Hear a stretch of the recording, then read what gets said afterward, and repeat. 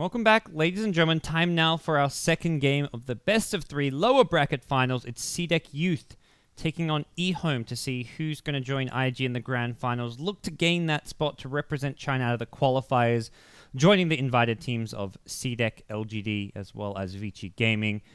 Ehome took game one convincingly, Winter, and we'll have to see what CDEC Youth have up their sleeves here in game number two. It's been a pretty rough road for them in game one, though. They decided to ban the Tusk this time? Well, I guess this time around they have first pick, so it's kind of a bit more open. Well, wait, didn't they have first pick in game one also? No, they had second pick. It was Ehome who... They picked Tusk, then they picked Earthshaker QOP. Then Ehome picked Rubik after. Yep. That's right. So, no Tusk for 11. Earthshaker again. It's going to be a hotly contested hero, I guess, this series. And they know Ehome don't necessarily prioritize as their first pick, but do like to run it. Rubik SF. So do they still go back for the Queen or they go for Lina? I think Lina is just much better. Yeah. They don't run much Lina. It doesn't seem to be a go-to for Inflame by any means. I think the matchup-wise, Queen Shadowfiend and Lina Shadowfiend, Lina does much better. And overall in the game as well, because Shadowfiend is a high reliance on Laguna, and Sonic Wave is a longer cooldown, but they're going to do the same thing. Uh-oh. The other thing where Lina's better is it's better for if you get an early advantage, you can go into the Radiant jungle and steal the stacks better than a Queen of Pain can. Yeah, the only benefit of having the Queen instead of the Lina is the blink, basically. Queen is much harder to gank, obviously. Yeah. We'll see the Winter Wyvern that Ehome love to run banned out, so no more Wyvern Darkseer type shenanigans. Darkseer is still a possibility for Ehome though if they want, especially with 11 not able to get the Tusk. I feel like a Darkseer Shadowfiend has a lot of potential if they want to take that approach, but for now, things left open. Storm Spirit also a possibility again. CDEC.Y played a great Storm in game one. We've always got to look out for that as a potential safe lane farmer for Ehome. I think that's one of the heroes that you look to ban as well in the second phase. Yeah, there we go. The ban on the Storm comes. As... And PL, Ehome's going to ban PL probably. Or Ember, something like that. If they want PL, they will ban Ember and pick PL. But I don't think they want PL with their draft. They probably don't want PL. Yeah, they probably don't want PL. They want maybe something that fights better. Yep. Because if you talk about the last hero, it's CDEC.Y's hero. They maybe want an Ember. Yeah, Ember or... Haven't seen CDEC.Y play Ember though. He's mostly on Storm or Luna for this team. Or Anti-Mage. I could see them banning Dazzle here. CDEC Youth would... They could get like a PL... you ban either the PL or the Dazzle, because you don't want to give them both those two heroes maybe. But... It is Ehome who have the first pick coming out of this stage, so they'll get to kind of dictate where things go and pick first, but at the same time, CDEC Youth get that fourth pick where you can't really counter their fourth pick. We never saw a Techies pick, right, in this event? I think there was maybe one Techies game earlier. There was a Techies ban, I want to say, not a Techies pick. When a team had Tusker, I saw a Techies ban. I'm surprised you'd ban Witch Doctor over Dazzle, though. Witch Doctor is like you ban Witch Doctor maybe if you want something, you know, like relocate or... I'm not sure though. Witch Doctor is like... It doesn't tell anything if you ban Witch Doctor. Yeah. I mean, it doesn't tell much if you ban Dazzle as well, I'd say. And most teams are picking Dazzle over Witch Doctor. But we'll see what CDEC Youth want to do. The Dazzle wasn't necessarily a high-impact hero for them in game one. I think they wanted to ban the Witch Doctor ban. They wanted to ban a support that's really good in lane to poke the Spirit Breaker to harass him, and Witch Doctor is one of the few better ones that can actually do it. Like Wyvern and Witch Doctor are probably the two best ones to zone the SB out of the lane. So might actually be that reasoning. And Shaker plus Witch Doctor is very powerful in team fight. So maybe they also will look to deny that strong team fight that CDEC Youth are actually looking to build into Earthshaker, Witch Doctor, and Queen. They have 3 big AoEs. Well, they're going to go Dazzle. No surprises there. And could be a potential Dazzle PL lane out of CDEC Youth. I feel like that's the kind of hero they want AIM to be on. Yeah, and they have the last pick here as well. So they could actually pick PL. They could pick PR and just ban the Ember after. Yes. And it's a good hero versus the Dazzle. I think it's a good reaction to what CDEC picked. Yep. Silencer is just a very, very direct counter, honestly, Well, against Dazzle. and CDEC have two great defensive counter initiators, the Dazzle with Grave and the Earthshaker with Fissure, who can both use those spells to protect like a Queen of Pain when Queen of Pain gets jumped, and that's where Silencer can come into play and prevent that. SB is gonna be very happy with the silence. Yep. I'm going in, boys! Oh yeah. I feel Easy. yeah, pretty confident this is where CDEC Youth want to pick the PL and then ban Ember like we've said, but other possibilities would be like Slark again for aim, but Slark could get ganked with the help of the Global Silence, so you never really... It could be an annoying spell for Slark to deal with, but no, they get Clockwork. I think this is also a good reaction towards the Silencer. It's very good at catching the Silencer far behind, and you want to force... It's the same thing with the Dazzle, right? When the Clock versus the Dazzle. You want to hook on the Dazzle and force the Dazzle to save himself. And for this matchup is you want to force the Silencer to pop the Global at a timing that he doesn't want to use it. So you are always looking in a fight to actually lock down the Silencer if you are the Clock in this game. And CDEC is still in a position where they have last pick, so they can still pick the PL last if it's available, which it won't be. So in theory, they could have picked PL last knowing that no Ember would come their way, but there's still some potentially suitable replacements. The Slark may be one of the heroes that comes to mind as a potential carry for CDEC, but we'll see what they have in mind. Ehome themselves looking for a carry, so both teams are looking for that one position role with their last pick.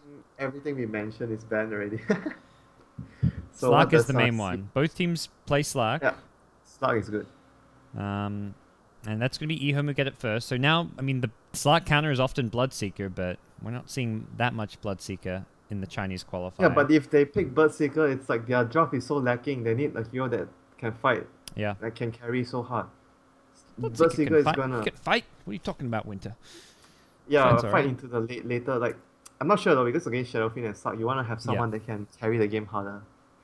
No, as much as the Thirst is good against Slark at certain stage of the game, once Slark gets items, he's just going to... Like, if you're in a man fight against Bloodseeker, you're just losing the fight because of the Essence shift. So, Jug, a more direct carry. Not much options left though. Jug is not even really good versus Slark because of Shadow Downs versus Omni Slash. You're not going to get Slark in your ultimate. Well, Queen of Pain definitely looking at, I imagine, an Orchid game with the Slark on the other opposing team. I think so. I think you have to get Orchid this game because they need to take control of the early game though, because it feels like they only have Juggernaut to fall back on later, whereas Ehome have 2 DPS, maybe even 3 SB, but SB is falling on the same criteria as Tusk, where we talked about. It's just about the utility he provides instead of, even though he does right clicks, but you don't really count on the right clicks to do damage. So I would say CDEC actually need to do more in the early phase.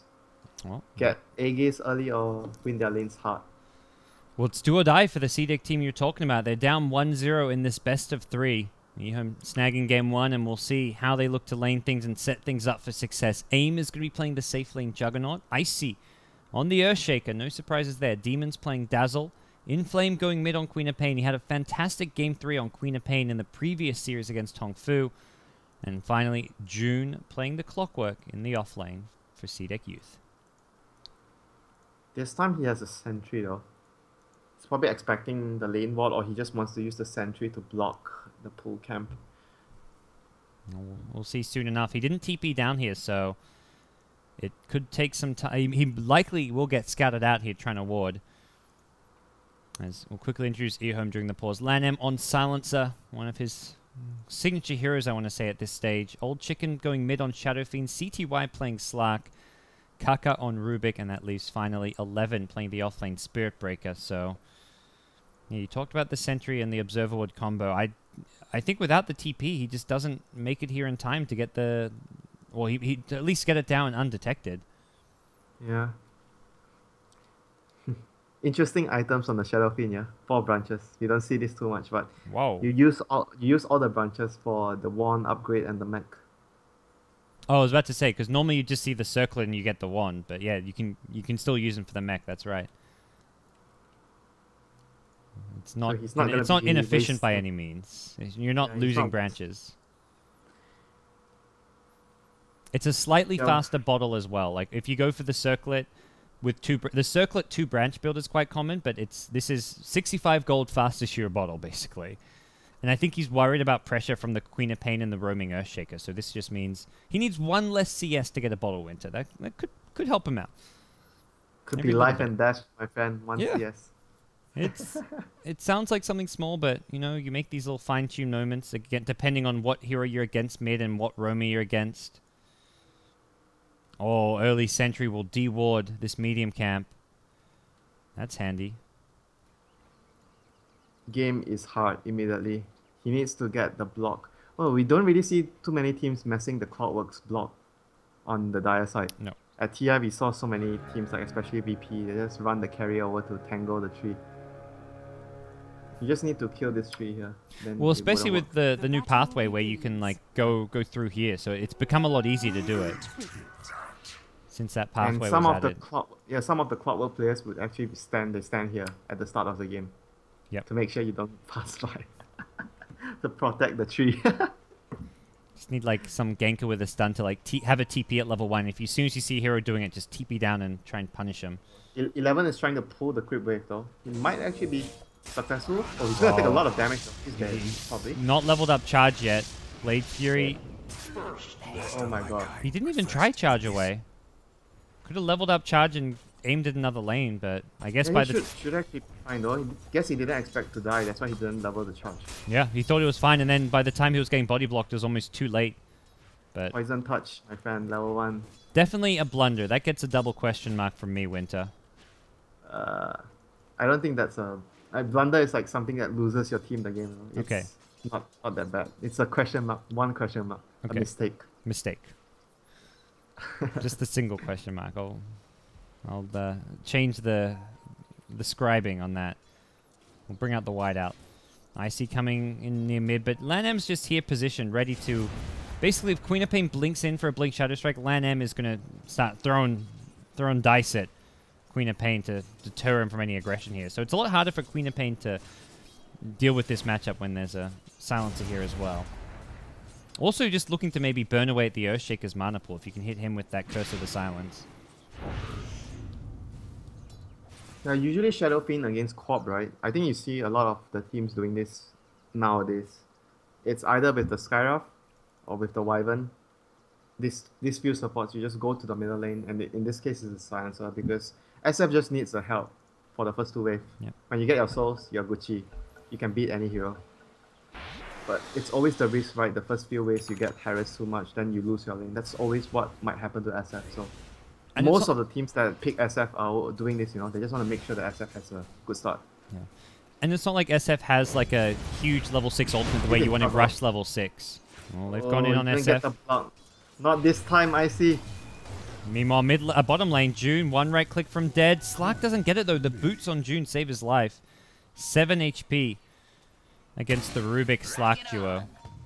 And you know what? He saved gold as well at the start so that he could... Blinking only from started Quap. with Old one- Chicken gets the Invis rune. He can turn and fight this one. He's bottling up. He's got another raise in flame. Oh, he's got a sentry ward. Oh! Oh. I guess, I don't know about lucky, but unfortunately for SF, he could have just kept They- running, but he didn't they realize still got him. Earthshaker was rotating with sentry. They still got him despite the missed fissure. The fissure didn't block the first time around, but they still get Yeah. him in the end. But going back to the point where you talk about June having boots, he started the game with a stout shield plus a tangle. He had like maybe 200 gold plus save or 300, so it allowed him to actually get the early boots. Well, look what Which Slark's proof- doing. He's not even buying boots. It looks like it will be a Midas Rush from CTY. The fact he's Yeah, not and buying the stick- boots. The stick is really important against Clockwork. You Yeah. always want to get a magic stick against the Clockwork. Mid lane, there was a fissure. Old Chicken going to turn and throw raises. Inflame has the level 1 scream. He wants to hit it. Old Chicken will survive it. Bottling through. He's going to survive this. Great usage of the bottle. The Rocket Flare comes my in. God. He's going to get... Oh, 3 HP. Oh, branch! Ooh. Every branch. branch counts, Winter. Every branch counts. Will he throw another rocket flare and look for this kill? It's likely to get scouted, and I'm sure as soon as he throws it, CTY will be like, hey bro, there's a rocket flare coming your way. He's going to throw it in lane. Okay, he's not going for the snipe. Old chicken, back to base. Whew. Close stuff. Top lane, Spirit Breaker gets forced to charge out of lane. And we'll hover around the top rune as it is approaching 4 minutes, but... good start for the mid lane for Ehome. They've also got stacks for him, so in between this, Lanham has also been stacking to help out the Shadow Fiend secure his later farm. It's getting normal that Inflame doesn't get a good start all the time. Demons here managed to get saved by the fissure. Yeah. He was trying to leave the DD room for the SF. He didn't want to pick it up, but with Dazzle coming in, the Spirit Breaker just had to kind of snag it for the team. Has got another charge. May consider going towards this mid lane. But just a silencer here. Not gonna, unlikely to be a kill. He immediately blinks backward. We'll see the charge with the Observer Ward, and nothing comes of it. Sentry Ward. Oh, out of range. That Observer Ward just narrowly avoiding being de-warded. And that was a freshly planted one as well. Just good placements, you know. Again, you see teams nowadays. Against SB or against TUS, you want to have wards that scout off-lane movements towards middle lane. But it's also good because he puts it far enough back that it's less likely to be de-warded. So you get the double whammy there. Dazzle TP's mid to refill Inflame's bottle just to give him a little bit of assistance, and Inflame hits level 5. Imagine soon Old Chicken will fall back to the jungle and just give the mid lane XP to Silencer, who already is level 4. It's been mostly a shared XP dual lane. But Silencer hitting level 6 could be very valuable for this team. Oh, he doesn't get the block again. Yeah, Old Chicken, he's out of bottle charges here. Not getting that rune kind of hurt him. And I think with this HP, he's actually going to jungle up a little bit. He's going to go for the medium camp and then probably fall back and maybe look to stack this big camp on his way back to base.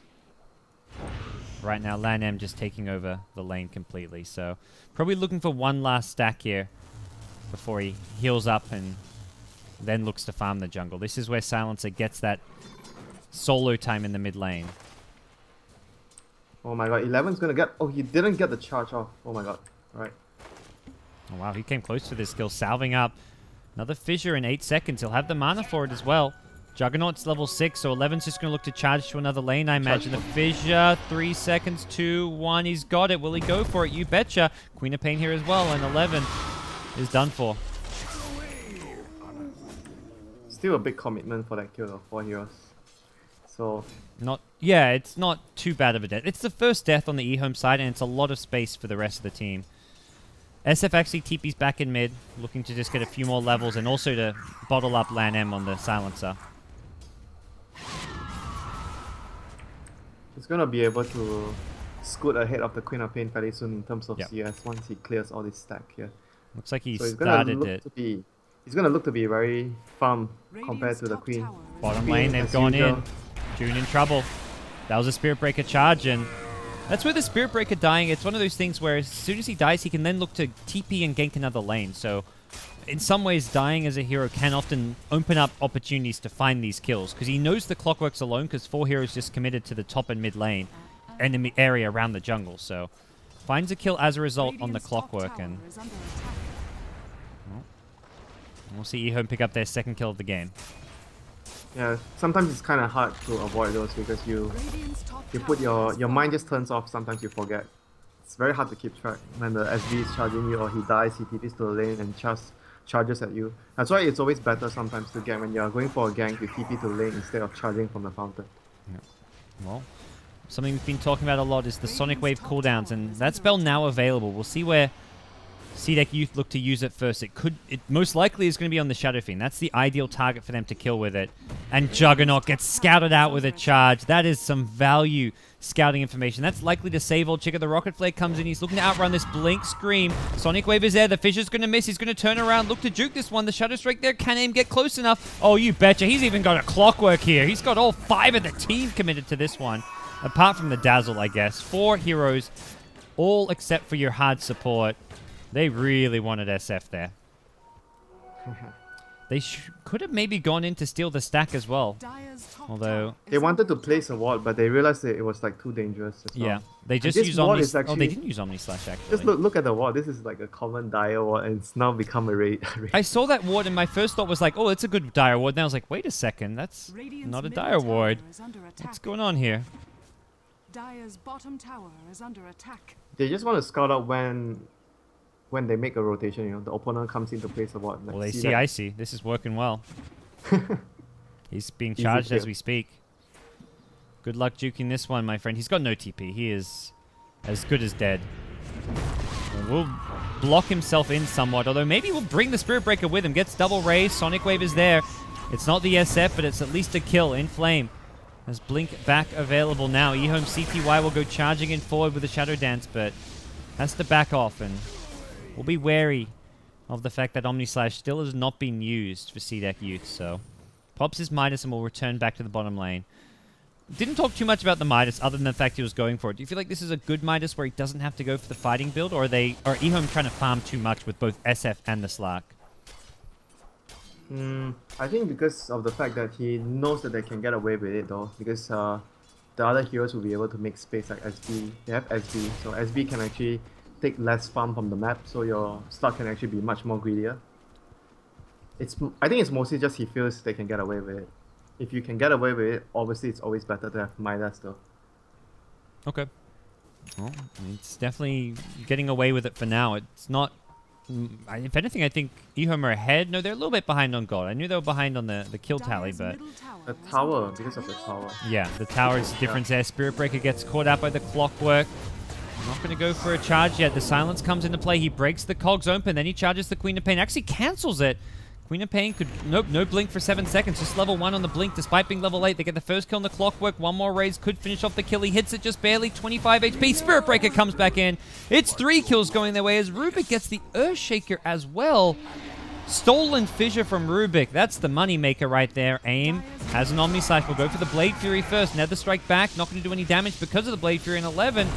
He may have gone too far, but the Rubik again with the Stolen Fissure. Kaka gets a triple kill, and deservedly so. Oh, what a sick play coming out from him. Timed the Fissure perfectly as the Blade Fury ended.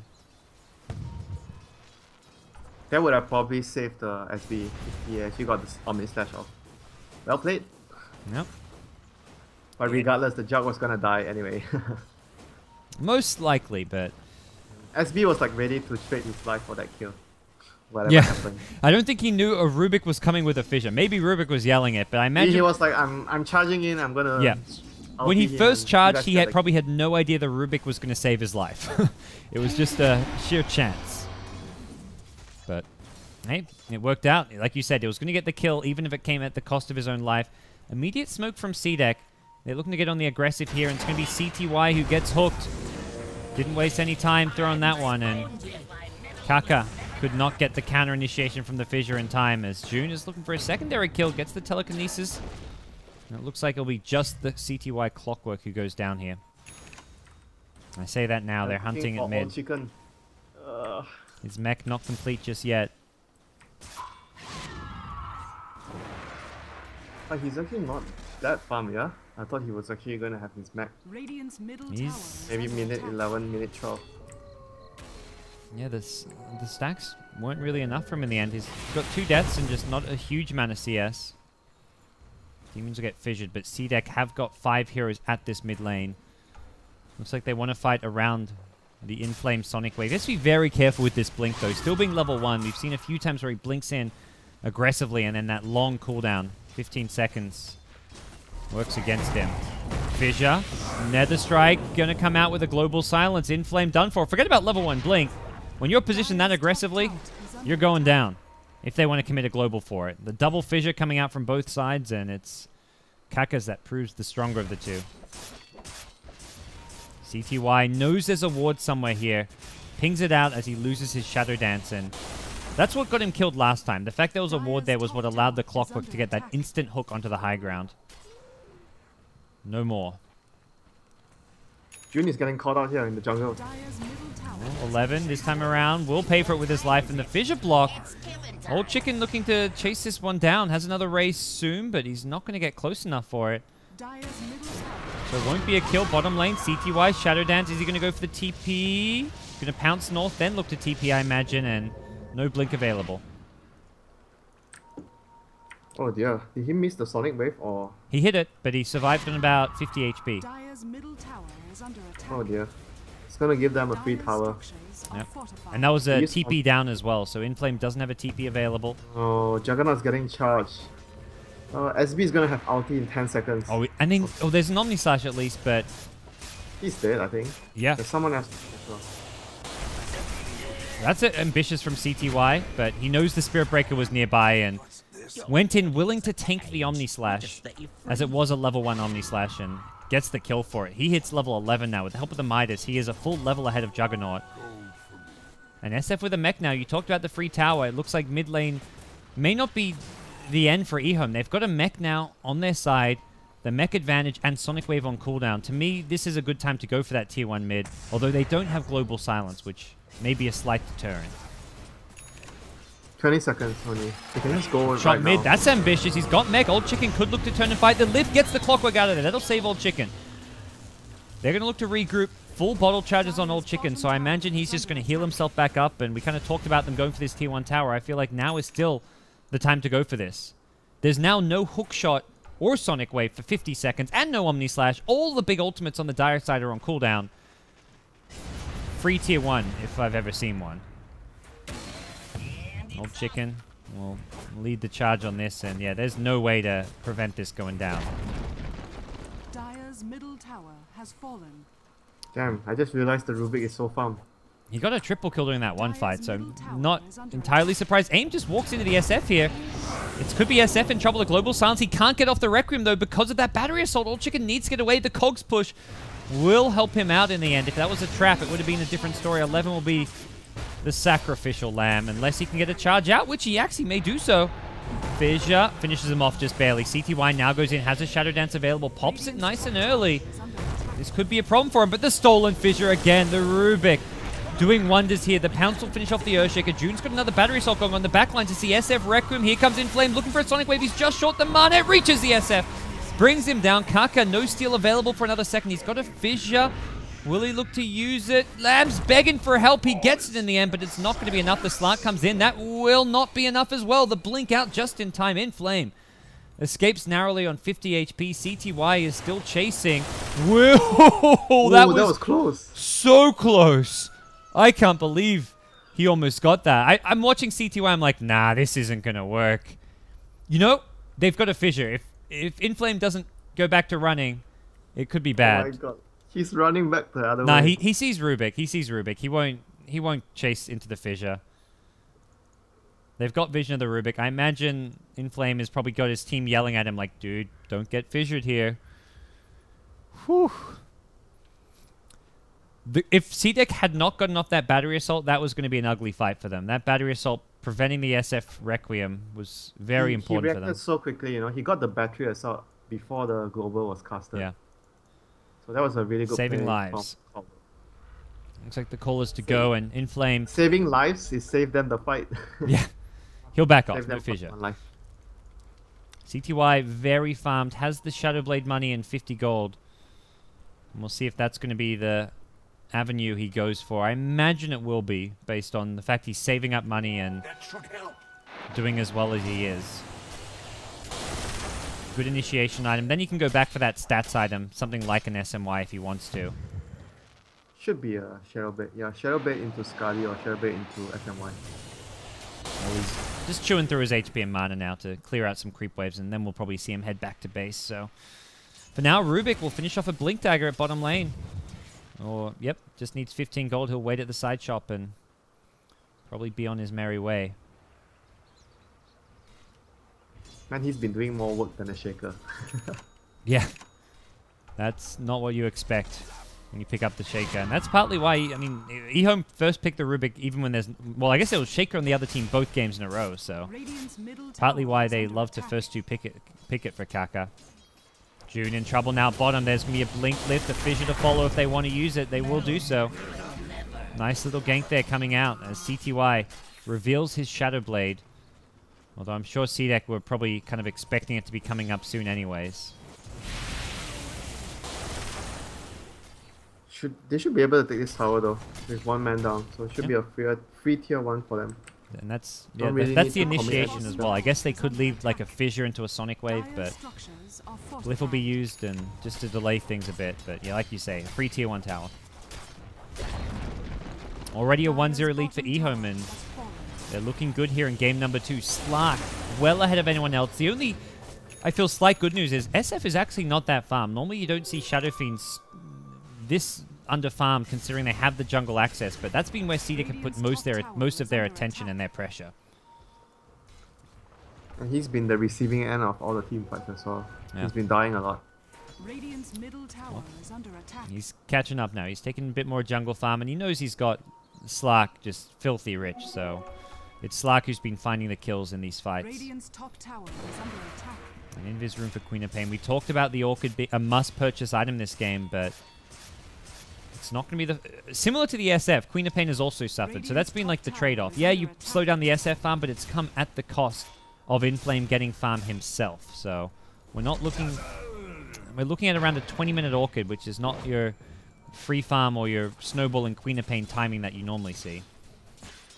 Yeah, good timings is like between 15 to 16. Yeah. Or even earlier, 14. 14 is really early. 13 Do you to think 14. Slark even considers a BKB over those stats item we talked about because of the Orchid, or is he happy just going for a stat item first? Yeah, probably as well. That would be a good option. Bottom lane, they've charged in on June. Had a Nether Strike, didn't want to go for it. They can do this with a Global Silence, but looks like they're going to decide against it. And the lift with the charge, I think the charge actually didn't end up connecting with the stun, but not the end of the world for Ehome. They're still in a good position just to Dire's siege towers now. structures are fortified. They've still got the mech advantage. I don't think we'll be seeing a mech anytime soon on the Dire side. They just haven't got the lineup to build one on any hero, and Dire's bottom tower is right under now it's attack. Ehome with a free tier 2 tower, it looks like. Block work. Nope, he's going to hook in. He still wants to fight this one. CTY can pounce out if he wants to. He could just go inwards as well. Has already used it. It's aim on the front lines. Global silenced up. He's got no escape for this. Slark gets the 1 kill on Clockwork, but Shadow Dance already used. Needs to be careful. Queen of Pain blinks in. Has the Orchid. Old Chicken throws a Requiem and aim. He's going to die. The last word. He tried to Omni Slash out of it, but you take the damage before you use the spell, and as a result, he goes down. Icy. Raved up. We'll look for an Echo, maybe. Yeah, it's not the best Echo. It could have brought down Old Chicken, who doesn't actually pop his wand before dying. Still, the kind of fight Ehome were hoping for. Oh, whoa, whoa, whoa, whoa. Slark. He died too. Never mind. They lose Slark and Shadow Fiend. I'm not sure. What? Did he die to creeps? I'm not sure. He was out, I thought. And it makes it a 3 for 3 trade after everything. Let me watch this one. I'm watching this on the... Oh, he died to a Shadow Wave. He was two-thirds HP and the Shadow Wave took away all... He probably had Weave on him and Shadow Wave blew him up. He was actually two-thirds HP. And 1 Shadow Wave. 4 creeps? 4 creeps, 1 Shadow Wave, and I'm guessing Weave. It had to be negative armor from the Weave. That was insane. Like, I saw the fight was over and Slark was on plenty of HP. I'm like, oh, okay, fight's over now. And Dazzle just walks in with a Shadow Wave. What? That was actually absurd, watching that over again. I couldn't believe how much damage he took. The 2 supports on both teams, the Dazzle and the Rubik, are so farmed. Like, honestly. Yeah. Yeah. Dazzle, I guess he didn't get the full gold for the kill there since he didn't get the last hit. It was the creeps. Spirit Breaker thought about a charge at bottom. He's got the medallion for the team, so expect a Solar Crest to come up next. And CTY, what does he purchase? It's going to be a Yasha, so we'll see the SMY first. You've got to expect the BKB afterwards, but I think getting a stat item first is still an appropriate course of item progression. You don't have to rush the BKB. You can get like an SMY before the BKB, so you have a bit more teamfight damage output and just mobility. I wonder if he's actually thinking of manpower for the silence.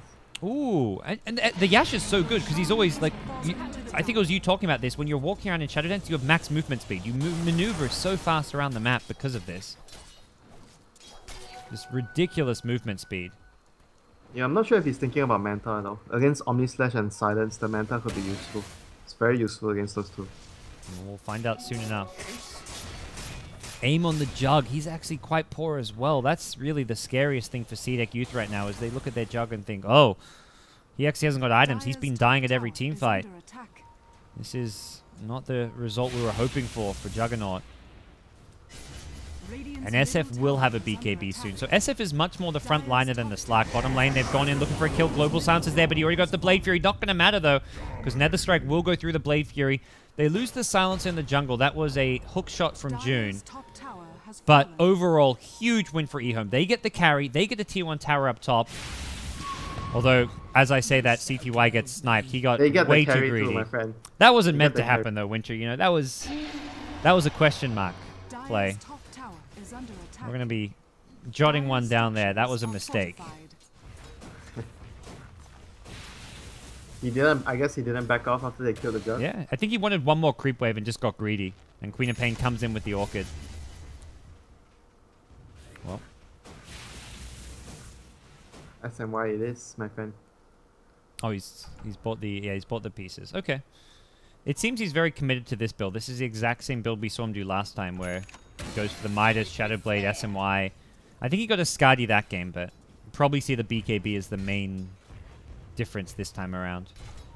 And Queen of Pain with that kill got a big chunk of gold. Suddenly, Queen of Pain is actually up there as one of the most farmed heroes, all from a couple of kills.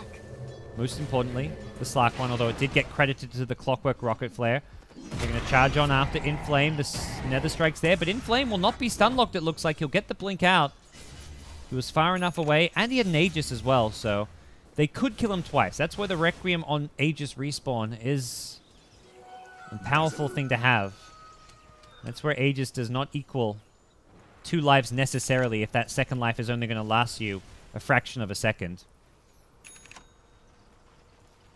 They better hurry up though. The Aegis is running out. They need to use it to do something.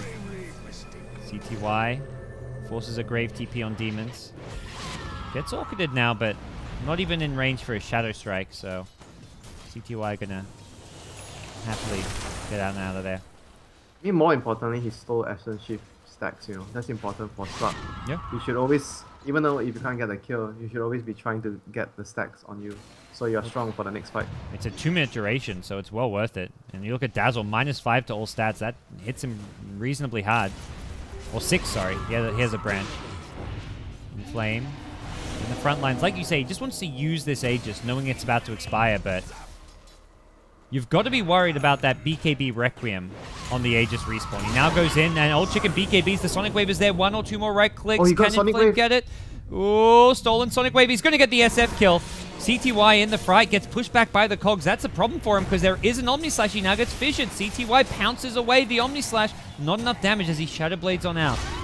And there's the stolen Sonic Wave. They bring down the Clockwork. 11 has a charge available. May look for Inflame. He's still got the Aegis, luckily. AIM does not have an Omni Slash. He's got a Blade Fury. Is it going to be enough? CDEC.Y is getting blocked by his own teammate. Then the Fissure comes in. Oh, no. I think he had the kill there if Spirit Breaker just moved his fat cow ass. And CDEC.Y, well, he will go back to farming, but still a decent-ish fight for Ehome. Once again, unfortunately, the SF will Dire's middle tower pay his is life under for the attack. fight, but it was a Radiant's top decent tower net is under result for attack. them. So they actually got 3 kills, right? Consider plus the Aegis. Dire's Plus, middle Plus, tower they is got under 2 attack. kills for 1. They got 3 kills including the Aegis, or 2 kills without it, I believe. So it was a 2 for 1. I guess the 1 was their Shadow Fiend, so in some ways it was a much more even fight.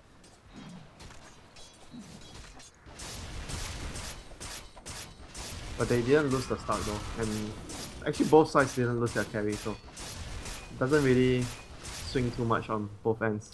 Yep. And the Aegis being lost isn't a big concern because it was just about to expire in the Yeah, next they minute or wanted to so. use it anyway. It's not a big deal for them.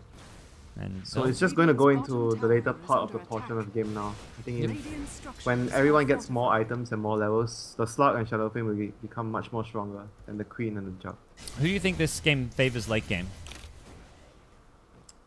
I think Ehome is a bit stronger though with the Silencer. Yeah. Their supports are very good at late game. Silencer and Rubik also very good at late game. They can actually do much more than the Shaker and the Dazzle. I feel like Clockwork, if he can find the silence at the start of the fight, that's one of the big options that CDEC Youth have to take a team fight. But Landham has already got a 4-staff, so maybe out of escape. It's much more if Queen of Pain can follow up the hookshot with like a Blink Sonic Wave instantly, because that's where Landham may just melt. And it's worth using that Sonic Wave to kill a Silencer if you can prevent a global. Yeah, and they're gonna get the Blink finally on the Shaker as well. Yep. Not a very good timing, but we kind of expect it from CDEC all the time. Their Shaker is always the Peter Pandem type of Shaker. Yeah. He buys all the wards and he gets everything. I mean, even when Lan M used to play Shaker on like the old DK and stuff, it was a similar story where he'd roam around for ages. Blink Lift will prevent the Blade Fury. The silence is there. The Nether Strike as well. He's got no escape for this one. Has gone for the SMY. Gets off the Blade Fury at 10 HP. CTY is chasing. Gets hooked as well. The Cogs push back. CTY is overextended, but he's overextended into a low HP Queen of Pain, so the rest of the team bring down the Quap, and it actually works out just fine for Ehome in the end. It looked like CTY could have been in a bad spot, but that Queen of Pain had thrown everything already, and Blink, Earthshaker coming on in hot. Old Chicken needs to be careful. Blink, Echo Slam, Fissure, down goes your SF. Icy may pay for this with his life, but not with the Jug showing up. They've got no detection. Oh, it would have been a kill on Slark, and CTY luckily escapes as there was no detection previously. Now there's a Sentry Ward. CTY with a gem, though. That was the stolen gem from the Dazzle. Oh, and that's saving his life here. The Rubik even managed to get Omni Slash, so he's gonna be really strong in the next fight as well. This Rubik has been stealing huge spells. He got 2 Sonic Wave off in the game. Now he has Omni Slash and multiple fissures. He's always been getting the very strong spells in this game. He's 7-1-7 as Rubik. He's going to have an Aghanim Scepter soon. This is actually an amazing Ag Scepter game. The number of spells being thrown around in a fight that you can steal is just absurd. Even stuff like a hook shot, because you can immediately grab a new spell. He's just going to be having a field day in these fights. Definitely the player to look out for. I feel like Jug needs an answer to the Global Silence. He may even want to consider breaking apart his SMY to get a Manta. Yeah, Manta is the usual solution against Global Silence. Yeah. Generally, I'd say against silences, I've seen Jugs go for the Manta instead of the SMY. The SMY is preferred. It's just much better than BKB though. The other option is BKB. Yeah. Well, right now, Jug is sitting on 2.3k. We'll see what he does if he does consider the Manta style, because it's very easy. He actually lived that fight, but I feel like that was just a bit of luck that he actually got away from the Ehome initiation. They were just missing that little bit of damage. Well, Treads now come out. Hey, Winter, you know, we're talking about which heroes get phase boots. Jug's got some phase boots going. Phase boots. I think you farm actually faster though with treads. Yeah, I think so too. All the players are getting treads. Most Jugs are going treads these days. You see June get caught out here now. He's not going to escape. Had the full staff, but locked in place and brought down. As Kaka going to get a sneaky high ground ward off. Ooh, that is very useful ward to have for this Ehome side. They want to go for Roshan, and it's going to respawn very fast here. We'll see how soon they check it out. This Spirit Breaker goes charging on over. They've got a ward behind this top lane as well. This is actually a huge vision advantage. The stolen Omni Slash on AIM, but he gets invised up. Slark's one with the gem, and he's going to rock up now. AIM gets graved up. Can he get off an Omni Slash after the Blade Through? We'll have to wait and see. Blink Echo not going to work on the BKB. Spirit Breaker. And AIM now with a healing ward is just hiding in the trees. A 0-for-0 trade. Looked like it could have been a good initiation from Ehome, but not quite. Not quite. They almost got the Rubik at least, but he didn't die to the Echo Slam. But the idea was there though, the lift into... They might have actually stacked the stance a bit with the lift and the charge from the Spirit Breaker, but overall it was a nice idea to try and get a kill with the Omni Slash from Rubik. They just got saved by the Grave, that's why he didn't die. We'll find out soon what Slark wants to build, by the way. Sitting at 4.3k gold. It's a good BKB Skadi game, but you could just go for stats with the Skadi. Yeah, could be just Skadi. Oh, he's already got the Orb of Venom, so it's definitely looking like a Skadi. Unless somebody whispers in his ear and changes his mind. But right now, yeah, CTY is sending the courier out to the side shop, it looks like, and still needs a bit of gold. I imagine he's selling his Ring of Aquila, so he's actually just about at Skadi money now. Needs another 1k. He can get 500 from selling the ring, and we'll see if either team can get Roshan. I think he wants the Skadi for the Roshan fight because it just gives him that little bit of extra stats, damage, and survivability. Looks like he's really trying to farm it here. And top lane, a lot of farm up there. At this point, someone's got to go back and push that out, and it looks like it will be the SF. The question is if seeing an Ehome hero in top lane leads to CDEC trying to sneak into the Roshan pit. With Juggernaut, they can bring Rosh down pretty damn fast. They'll see SF top now. Do they jump on the Rosh pit? They ping it out immediately. Are they going in, though? Dazzle has got a medallion. Jug with the Mask of Madness and maxed out crit. He's going to get to work. They put down a ward directly on the sentry, though. Queen of Pain also inside the pit. SF is not headed here. He can't buy boots of travel or anything. They've got to fight this one 4v5 if they try and contest Roche. The other thing is that they don't see Shadow Fiend. Ooh, hook shot in. They've caught CTY as well as Kaka. Where's that Global Silence? Comes out now. Kaka will not get to use a spell. And CTY on the front line. Shadow Dance has been used. It's Inflame blinking forward aggressively. Blinks maybe a bit too aggressively. He's already committed this. He gets charged up and brought down. Inflame, please.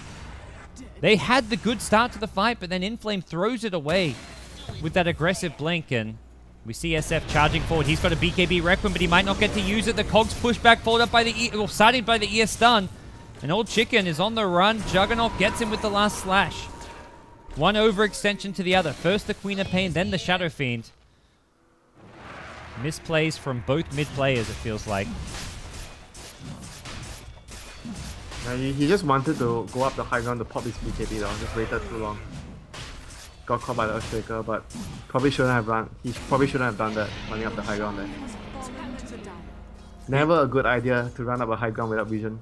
He felt confident because of the BKB, but there's so many insta-disables. You get stunned by the Earthshaker and then easily brought down. The hook shot. I mean, I guess the hook shot had already been used, so I think it was still on cooldown, but it's a pretty short cooldown, and they started the fight with that some time ago. We'll see. Right now, Spirit Breaker actually went for a BKB, so he had that the last fight. He didn't try and get the upgraded Solar Crest yet, which I imagine is going to be an item they want desperately against the Jug. Putting that on the Shadow Fiend or the Slark can make them a whole lot stronger. But it's a CDEC push, and they've got an Aegis on Queen of Pain here. This is a dangerous spot to be in for Ehome, considering they've been the ones. It feels like winning and controlling this game for pretty much start to 30 minutes in. It's just been that one fight right there around the Roshan, which turned things around for CDEC, at least to a point where they have openings back into this game. Old Chicken. Old Chicken. Oh no, he won't get the BKB off. He gets sniped without buyback. SF. One misplay to the next. June will miss a hook shot. A creep blocked him. He was looking for Slark there. I don't think he can kill the Slark anyways. May have forced out a Shadow Dance. They're going to leave the double damage to the Slark. This might actually save them. Or is he going for top lane? Is he even going to defend? They've got no SF buyback. Let's see where Slark goes. He's got no TP, so he's got to commit to one or the other. He's going to come back and fight. Sentry Ward is there and ready. He's got no BKB, which makes this very tricky. He's looking to run in with the Shadow Blade. There's the Global Silence. He misses the pounce, though. He was trying to get demons. Oh, and with the pounce missing, CTY may not be able to do as much damage as he would hope for. They get nothing. Okay, there they go. They get something. A stolen Sonic Wave brings down the Juggernaut. Now CTY in trouble, though. He's being chain stunned, pushed by the Cog. He's dead. No buyback. SF without a buyback. CDEC suddenly are going to take a lane of Rax. That missed pounce on Dazzle cost Ehome so much, though.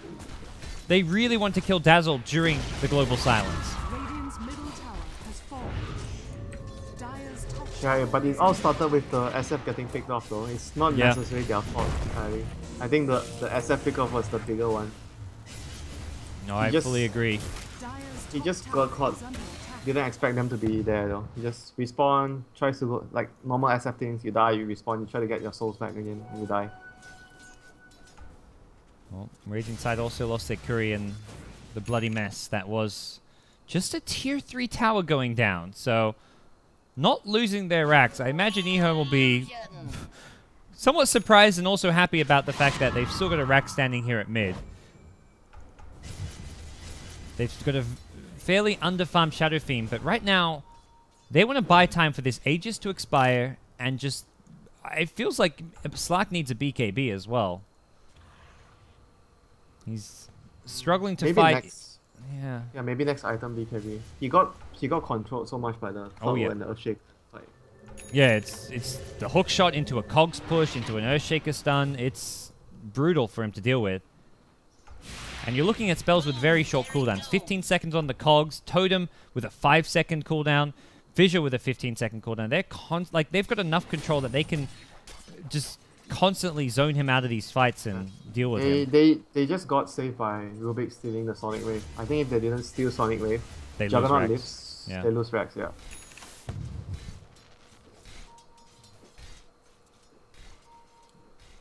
What else do they have now? I think they have to rely on buybacks maybe at this point already. I don't think the Slug might be able to finish his BKB if he wants to before the next fight starts.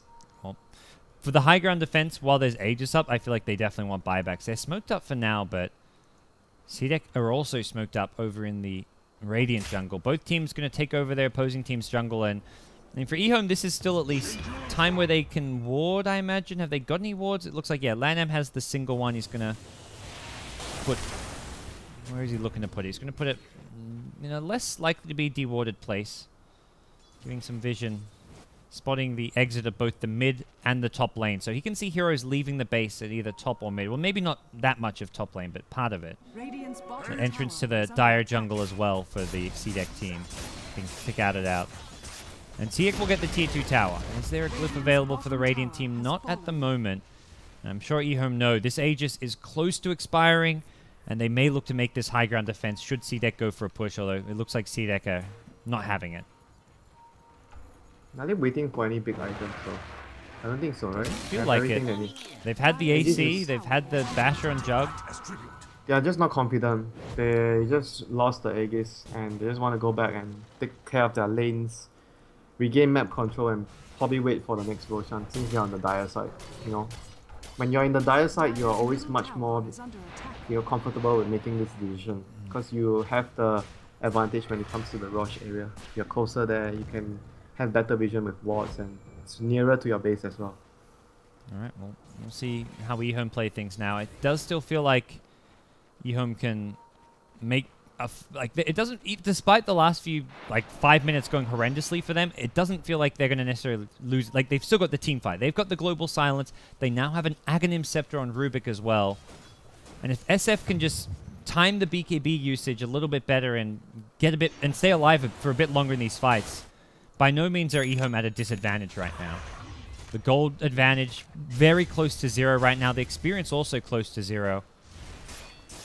Both teams, it's going to come down to initiations and who gets the better one with heroes like the Earthshaker and Clockwork on the Dire side. And for Ehome, it's less about, well, I guess less the initiation, but how the global silence and the BKBs are used. It's going to come down to the duel though, the Clock versus the Silencer, because these are the two most important heroes in terms of initiation. Well, in some ways, also the Earthshaker versus the Slark and the SF. If Earthshaker can chain stun one of them and you get a kill on one of the carries, then you're looking good as well. He's not going for BKB, so he might still get chain stun. He went for a Basher. Ooh. Much more aggressive. Well, he's going to rely on his team, rely on the global silence and everything else around it. The SF will be the one tanking things up. He's going back for a Skadi now. What's CDEC? You mentioned map control. They've got the gem, a second gem for them, as their first was stolen by Ehome, who are still carrying it around on... Actually, no, they had it on the Slack. It's now switched over to Rubik, so... Roshan will be respawning soon, but we'll have to see... Whoa, Hook, okay, Hook just mid. We'll see what Icy does with the smoke. This is the last smoke CDEC have for a while, and I imagine they are looking to use it more around the time when Roche will be respawning, but... We'll have to wait and see if that is the case or not. On the Radiant side, they've got another smoke in 2 minutes, and they currently are not holding on to any, so... No smoke for Ehome for a couple of minutes, but that will be around the time Roche respawns. It's 3 minutes. No, 2.5. Boom, there it goes. For Roshan? Well, Yeah. well, we don't know the full time yet. Oh, he gets off the Orchid. Nice Dark Pact. He's not out just yet, but he gets pushed over. The cogs maybe help him out, perhaps you could say. And the charge going to come in. They're looking to counterplay this one. It is an Aghanim Scepter on Clockwork, so he's got another hookshot available. Will they commit to this one? June threatening. The healing ward there, and everyone on the Dire side is juiced back up, and it looks like, there we go. Hookshot goes in. They go in on 11. He's got a BKB, which will immediately pop. They break the cogs to give him an escape route, and that's one BKB down on the Ehome side. Not the most important one, which is the Shadow Fiend. CTY going to lead the charge. He will get scouted out by the gem. They lift up In Flame with the Global Silence. He BKBs it off, though. Not the best target. They switch targets to June on the Clockwork. CTY getting a lot of Essence Shift here. Old Chicken alive. He's stolen the healing ward. That's saving Old Chicken, but not enough against the Juggernaut damage. On the backlines, it's Spirit Breaker in trouble. CTY trying to bring down Amy. Blocks his path with the pounce. It may have not have hit him in Blade Fury, but it sure as hell blocked his way, and they've lost both their carries now. They're looking to fully retreat. IC has no TP. And it looks like to the south, Demon's in trouble as well. He's going to lose a gem. Earthshaker went down to the sides. A 4-for-1. SF, as usual, has to die. But this fight went so well for Ehome. CTY, this was the story of this fight. 78 agility stolen. He had so much damage. I think the Rubik was also the MVP there though. He started the fight with a lift. He blinked, he lifted the Queen. Yep. He forced the Queen to pop BKB very early. The healing ward was like, it sort of felt like it might have saved the SF, but the SF just was under too much focus. It forced the Jug to chase a lot longer. He had to go for like 2 more attacks even, maybe then 3. Then he stole Omni Slash. Yep. I think that was more on the Jug as well. He spinned too late and it allowed him to steal the Omni Slash.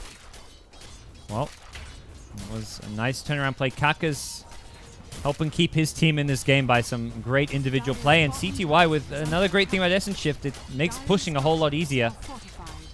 And ESN a Clockwork to worry about for now, but both Jug and Dazzle about to respawn. I don't know how much longer CTY is going to want to stay in this base. We'll go for the tower, and then he backs off. The safe play coming out from him, and SF actually goes for Manta style. Doesn't go for the expected Skadi with the Ultimate Orb. Good against the Omni Slash. Good against potentially a Quap Orchid, although you've got the BKB for that. But what do you make of the Manta style pickup here? He just wants to get any item he can get, I feel. He maybe feel that he doesn't want to complete the Skadi because that would not give him buyback. And he wants to upgrade some of his items, so you just buy something and keep the buyback. He may even want Evasion. That's the other thing. Evasion will help. Like, if he had Evasion that fight against the Jug, I think he straight up lives. So, having a Halberd... It's weird to say that, but maybe. Yeah. It's actually quite good because I think Halberd's okay. You can't really save to buy the Butterfly now as SF. He's just very underfarmed. Halberd would be a good suit. Jug already has a Demon Edge, so MKB, he's got it in 200 gold, although he will be looking to save buyback. Roshan's respawned. Here comes Ehome. CTY leading the way. Dark packs off the Orchid, then gets the Shadow Dance off. He's trapped inside a little cage. A mechanical one at that. The Omni Slash going on through. The Rubik stealing that one. Then he gets the Scream of Pain. Not the Sonic Wave he was looking for. Looking to make plays from the pit here. The hook shot going to catch CTY. Can they bring him down? Doesn't look like it. He's too damn tanky. Kaka then steals an Echo Slam, turns it around onto Icy. CTY in the front lines will meet a grave on the Juggernaut. Can't kill him off just yet. He then Shadow Blades up. There's no detection. Oh no. SF may be dead, but CTY wants back in. He's healed up with the Shadow Dance. June in trouble as well. Now CTY will come back, finish him off most likely. Lanham, he's going to survive. Stolen hook shot from Kaka. He's not going to go fishing. He's going to go Roche hunting. Kaka, the playmaker, and CTY, well, the carry for this team. It feels like SF is playing the Spirit Breaker-like role. He's just going in the front, dying, and his team clean up. It's like, who's actually the Spirit Breaker this game? He's just the damage soaker. Tanks everything. Oh, he did buy a Talisman, by the way. He did go for the Halberd. No buy. Oh, actually, I think he had buyback, and he realized he didn't need to use it, so he bought the Talisman from the shop after dying.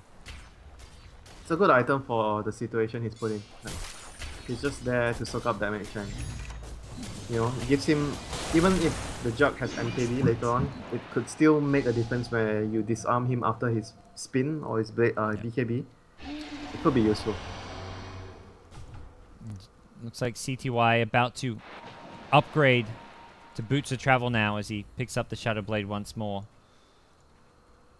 And we'll see. Ehome maybe even look for a push down the mid lane. They've got Aegis on their side. Cheese on the Shadow Fiend. I'm sure SF is happy to have a Cheese right now, because it always feels like they burst him down with the Omni Slash and Sonic Wave, which all go through BKB. So if he can cheese it back up, he'll have that kind of semi-second life.